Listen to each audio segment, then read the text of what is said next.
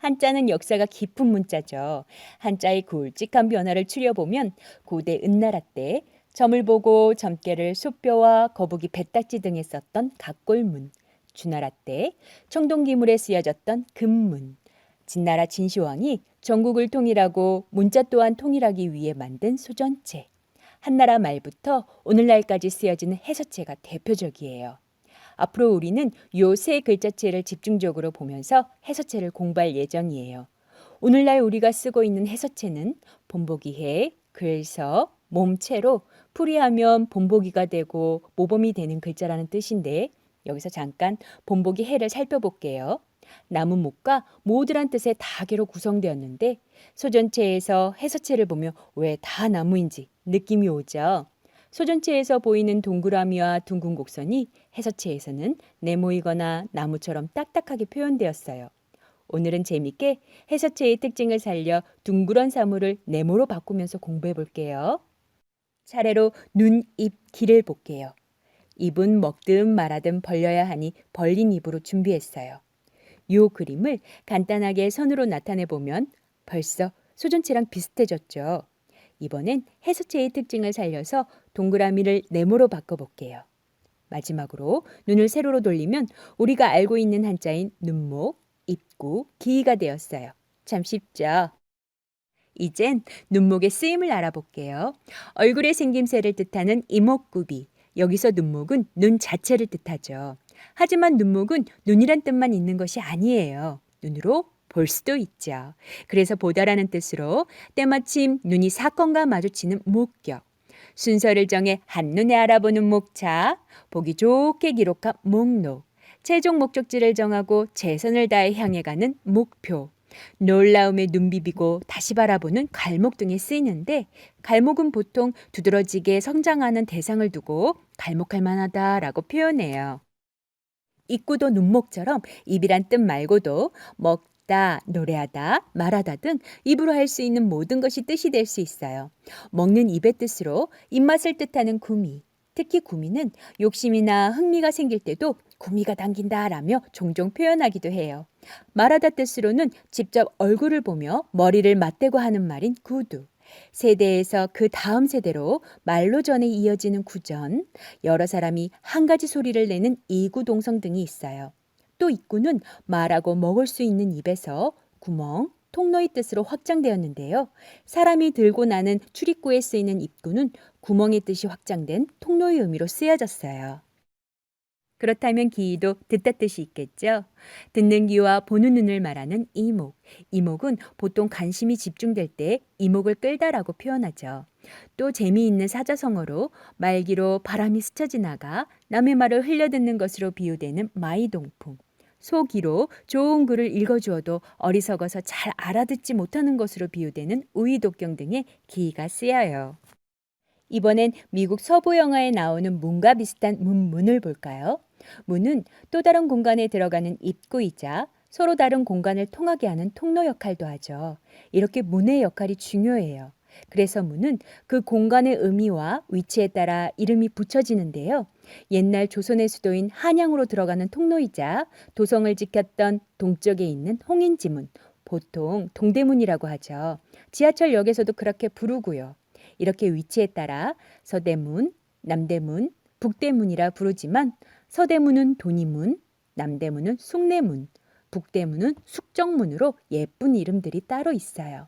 그리고 청나라 사신을 맞이했던 영흥문을 헐고 그 자리에 세운 독립문 등에서 문의 중요한 쓰임을 알 수 있어요. 그럼 요 문문에 앞에서 공부한 입구와 기를 각각 넣어 볼게요.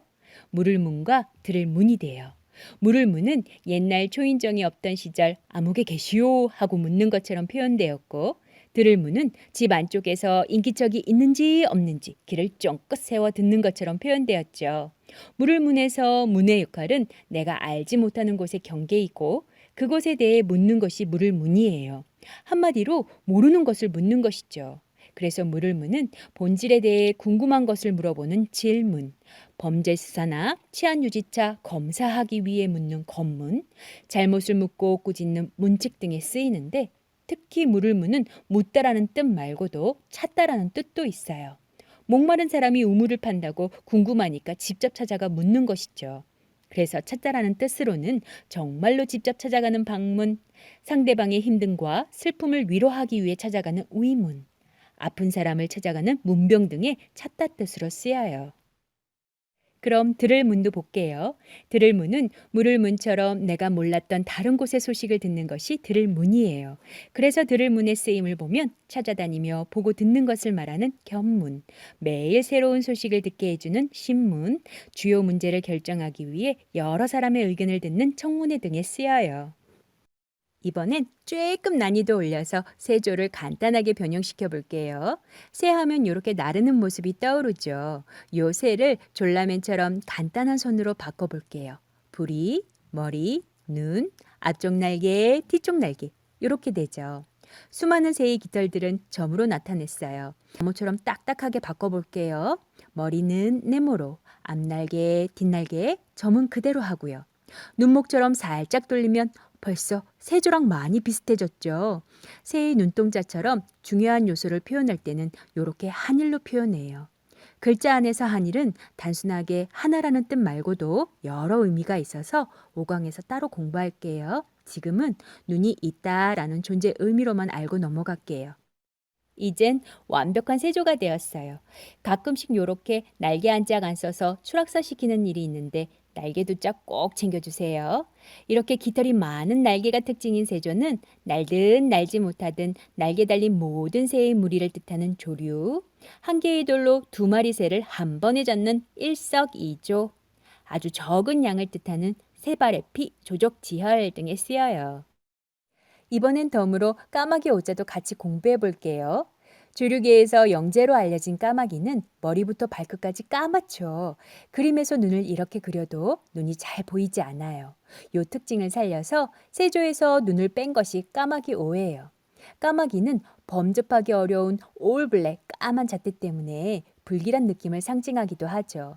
그래서인지 여러 속담에 부족하고 탐탁지 않은 대상에 비유되기도 해요. 이 느낌 그대로 까마귀 오의 쓰임을 보면 보잘것없는 무리를 비유한 오합지졸.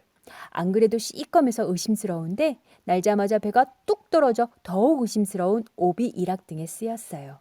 하지만 반대로 용이나 봉황보다 더 특별하고 귀한 대우를 받기도 했어요. 태양에 사는 새이자 태양을 상징하는 삼조고가 그러했어요. 삼조고는 이름 따라 발이 셋이에요. 삼국유사에 나오는 이야기로 일본으로 건너가 왕과 왕비가 된 연호랑과 새우녀 이름에 까마귀 오를 써요. 왕과 왕비 이름에 암울한 느낌의 까마귀는 어울리지 않죠.